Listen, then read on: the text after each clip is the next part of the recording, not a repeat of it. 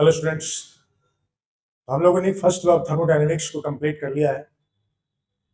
First law of thermodynamics के completion के बाद हम लोग स्टडी करेंगे सेकंड लॉ ऑफ थर्मोडायनेमिक्स का। लेकिन क्या कारण है कि सेकंड लॉ ऑफ थर्मोडायनेमिक्स की जरूरत पड़े? What is limitation of first law of thermodynamics? First law आखिर क्या नहीं बताता है जिसके लिए आपको सेकंड लॉ ऑफ थर्मोडायनेमिक्स की जरूरत पड़ गई? First law of thermodynamics do not tells about the spontaneity of a process. First law of thermodynamics explain करता है एनर्जी के कंजर्वेशन के बारे में। According to first law of thermodynamics, one form of energy can be converted into another form, or energy can be converted into equivalent amount of work done.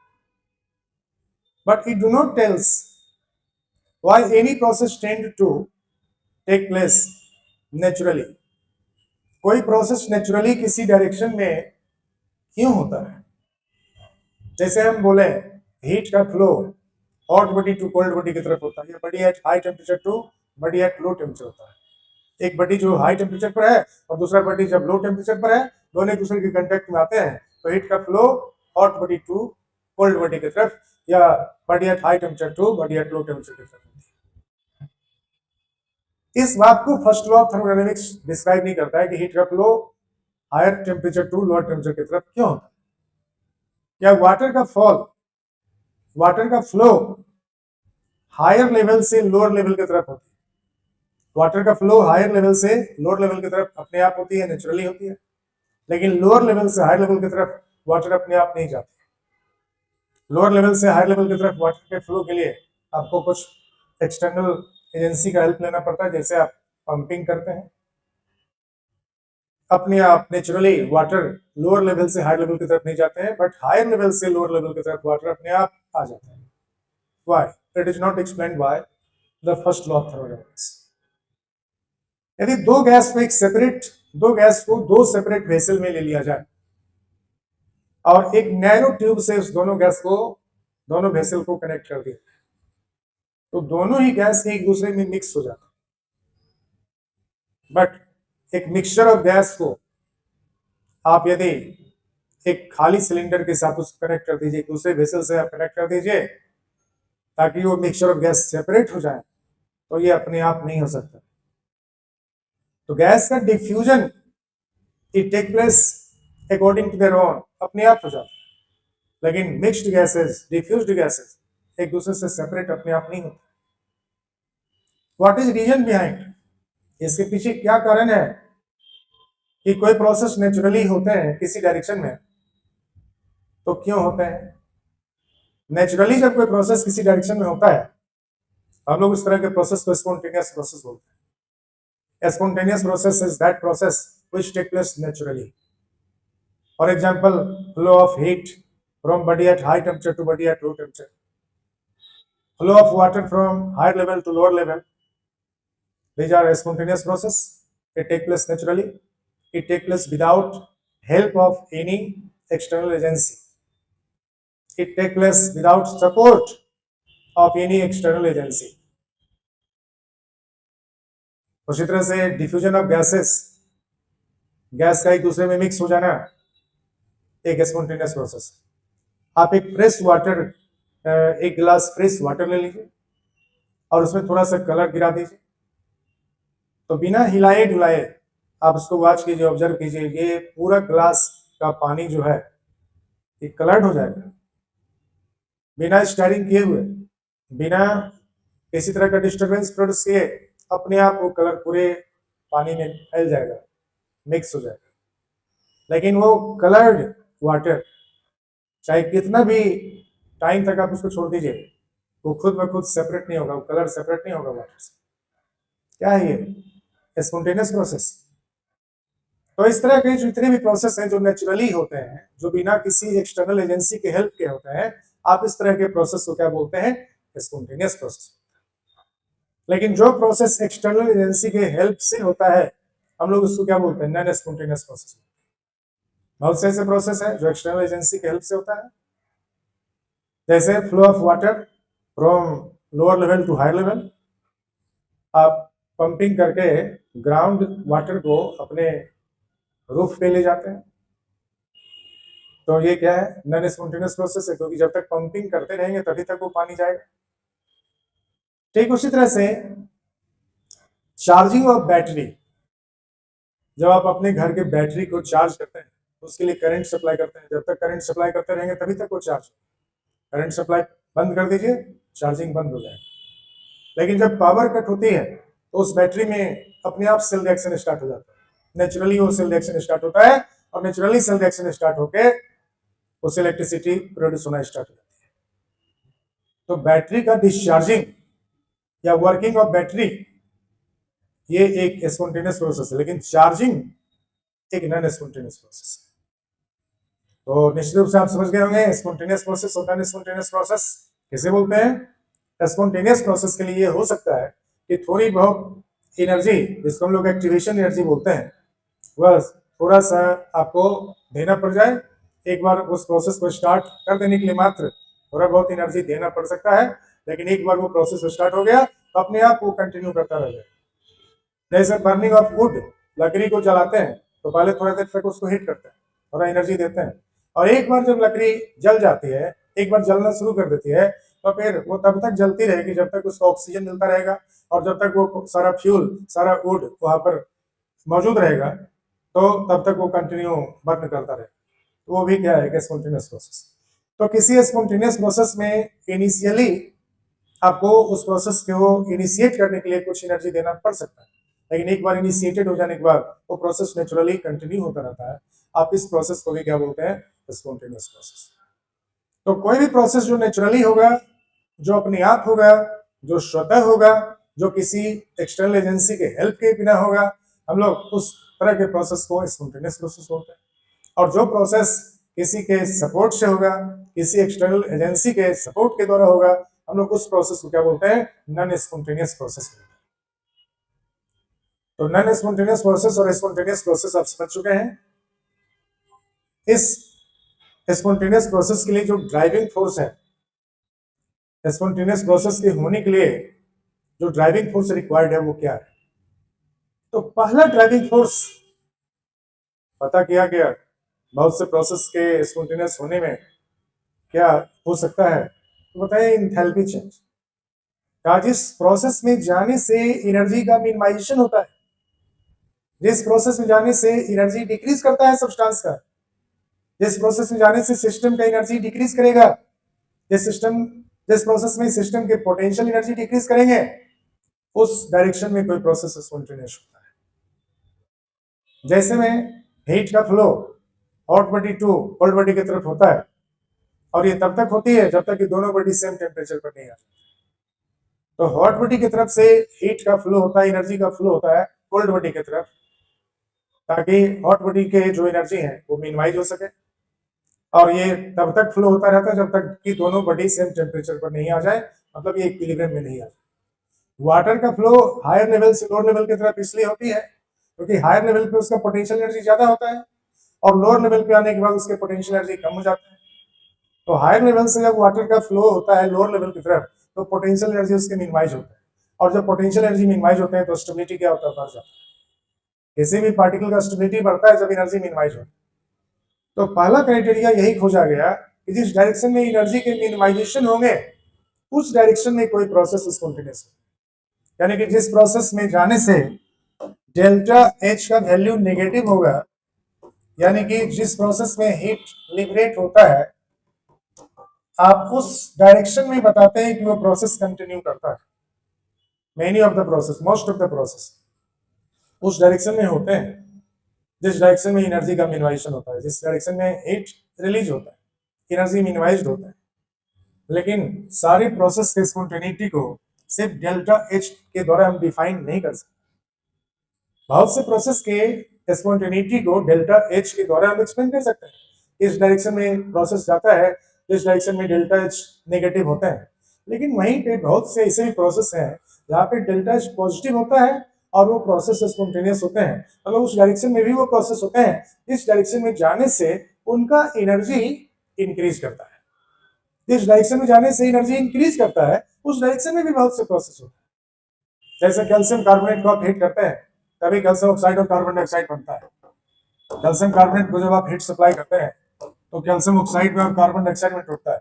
यहाँ तो delta H का value positive हो गया ना, तो बहुत सा process है जिसमें डेल्टा एच का वैल्यू पॉजिटिव है और वो प्रोसेस स्पॉन्टेनियस है। तो फिर कोई दूसरा क्राइटेरिया भी तो हो सकता है स्पॉन्टेनिटी के लिए। तो दूसरे क्राइटेरिया को पता किया गया तो देखा कि बहुत से प्रोसेस उस डायरेक्शन में भी जाते हैं जिस डायरेक्शन में जाने से उनका जो इंट्रोपी है, इट मीन्स उनका जो डिजॉर्डर है वो इंक्रीज करता है। जिस सिस्टम में जाने से डिजॉर्डर ऑफ सिस्टम इंक्रीज करेगा, जिस डायरेक्शन में जाने से डिजॉर्डर ऑफ सिस्टम इंक्रीज करेगा, उस डायरेक्शन में वो प्रोसेस स्पॉन्टेनियस होते हैं, फिजिबल होता है। डिजॉर्डर का मतलब होता है रैंडम मूवमेंट, पार्टिकल का random movement, zigzag movement, independent movement. जिस डायरेक्शन में जाने से पार्टिकल्स का सब्सटेंस में सिस्टम में जो पार्टिकल प्रेजेंट है उस पार्टिकल का रेंडमनेस इंक्रीज करता है, डिजॉर्डर इंक्रीज करता है, रैंडम मूवमेंट इंक्रीज करता है, फ्री इंडिपेंडेंट मूवमेंट इंक्रीज करता है। उस डायरेक्शन में मेनी प्रोसेस स्पॉन्टेनियस होता है और तब तक वो प्रोसेस उस डायरेक्शन में जाता है जब तक कि उसके डिजॉर्डर बढ़ते रहते हैं। डिजॉर्डर जब मैक्सिमम हो जाता है, डिजॉर्डर को मैक्सिमाइज करने के लिए, डिजॉर्डर के बढ़ने की डायरेक्शन में मैक्सिमम डिजॉर्डर पे जाने के लिए आपको वो प्रोसेस स्पॉन्टेनियस होता है। जैसे में आप जब सॉलिड को हीट करते हैं, जैसे सॉलिड सब्सटेंस को हीट करते हैं तो लिक्विड में चेंज कर जाता है कि नहीं। तो सॉलिड में पार्टिकल एक दूसरे से बॉन्डेड रहता है और फिक्स पोजीशन पे रहते हैं, इनका फ्री मूवमेंट नहीं हो पाता है।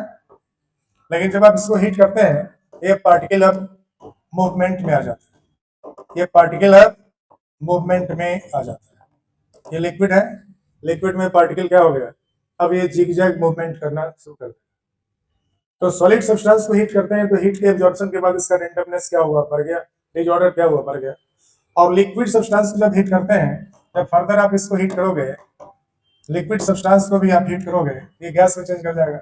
अब गैस में पार्टिकल फ्रीली इंडिपेंडेंटली मूव करना शुरू कर। लिक्विड में पार्टिकल एक दूसरे से अटैच रहते हैं और वो मूव कर सकते हैं, लेकिन गैस में कन्वर्ट हो गया तो ये इंडिपेंडेंटली फ्लो करना शुरू कर देगा, एकदम फ्रीली मूव करना शुरू कर देगा।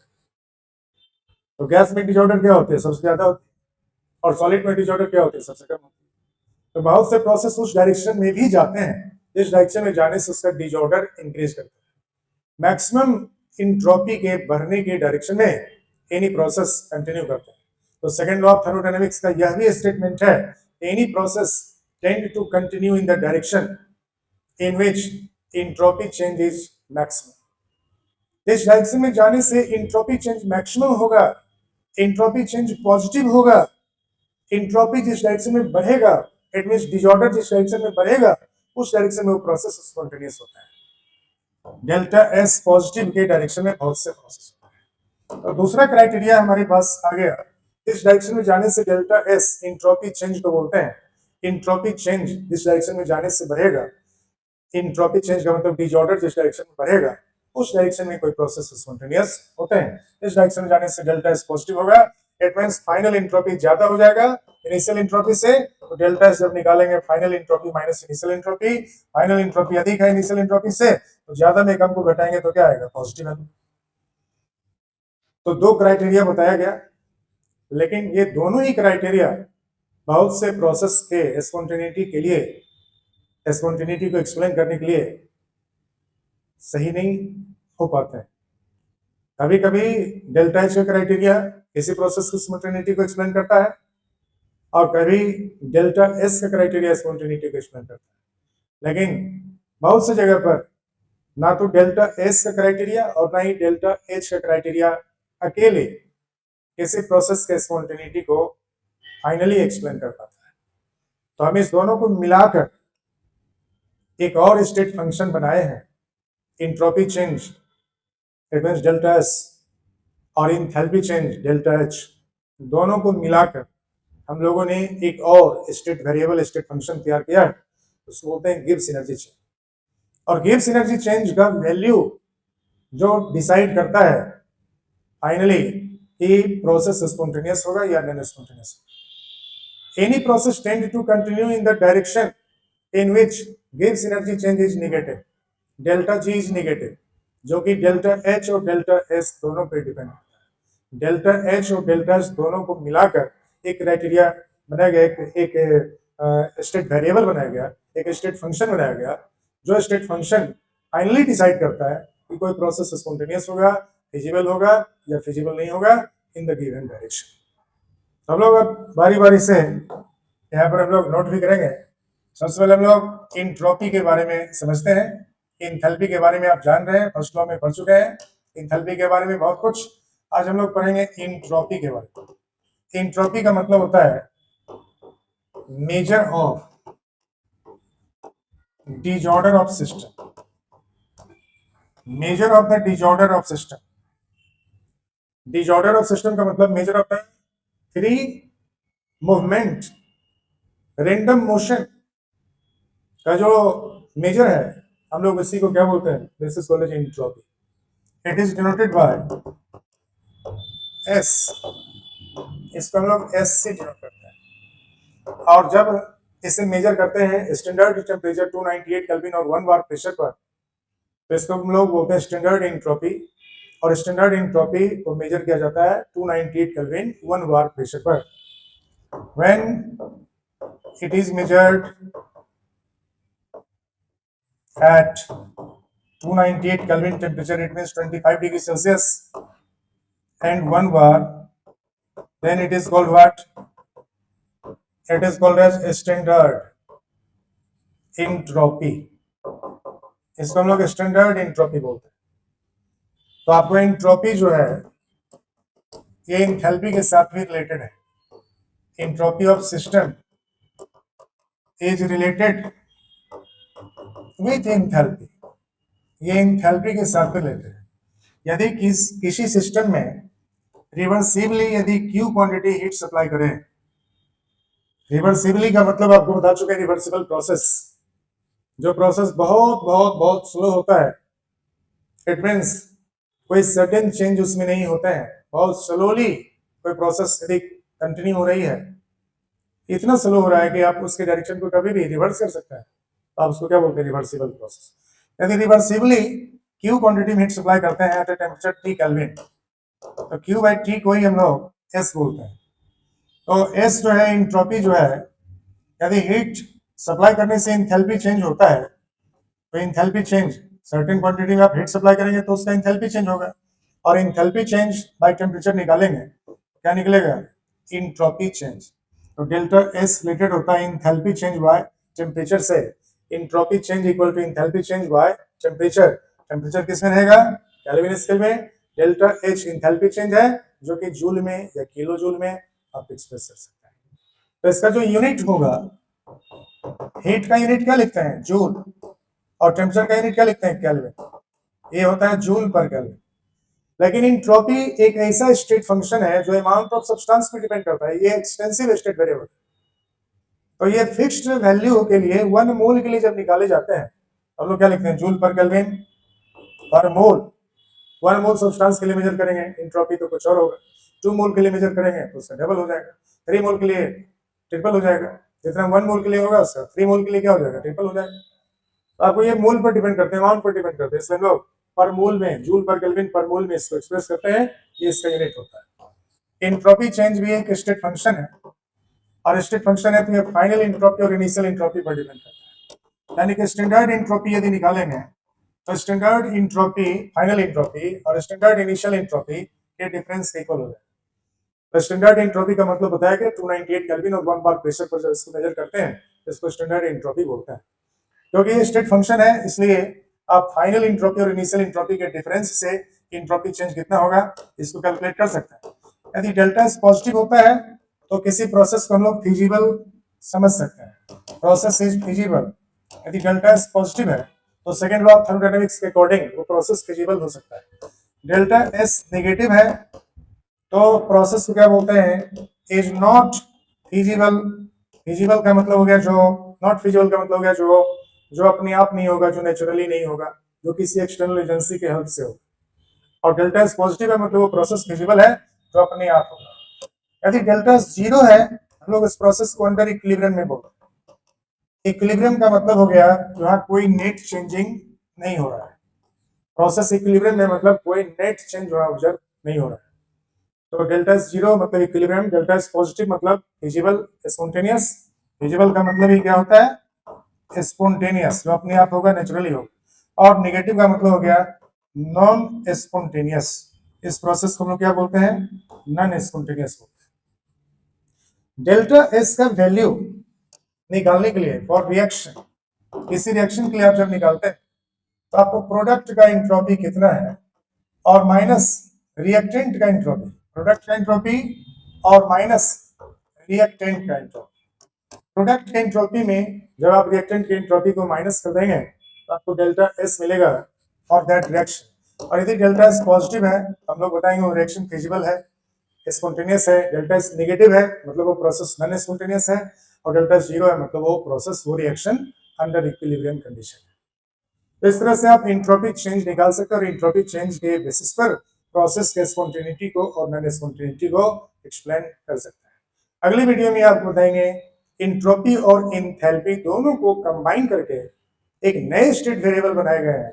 इस स्टेट वेरिएबल के बेसिस पर हम एक्सप्लेन कर सकते हैं कि एनी प्रोसेस विल स्पॉन्टेनियस और नॉन स्पॉन्टेनियस। फाइनली हम लोग गिब्स एनर्जी चेंज को फाइंड करके ही इसी प्रोसेस के स्पॉन्टेनिटी और नॉन स्पॉन्टेनिटी को डिसाइड कर सकते हैं।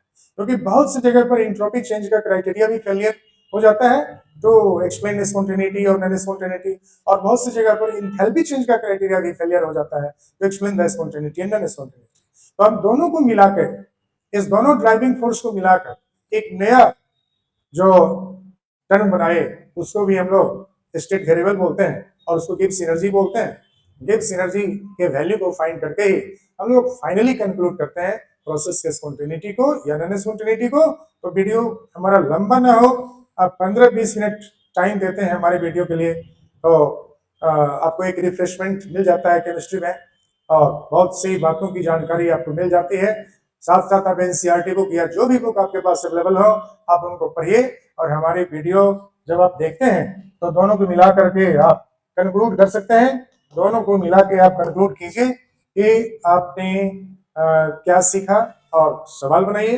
निश्चित रूप से आपके मैक्सिमम क्वेश्चन आपके सॉल्व होंगे, इसकी 100% गारंटी है। तो अगली वीडियो में हम आपको बताएंगे गिब्स एनर्जी का रिलेशन एंथैल्पी चेंज और एंट्रोपी चेंज के साथ किस तरह से है और हम लोग कैसे डिसाइड कर सकते हैं कि कोई प्रोसेस स्पॉन्टेनियस होगा या फिजिबल होगा या फिर नॉट फिजिबल होगा या नॉन स्पॉन्टेनियस।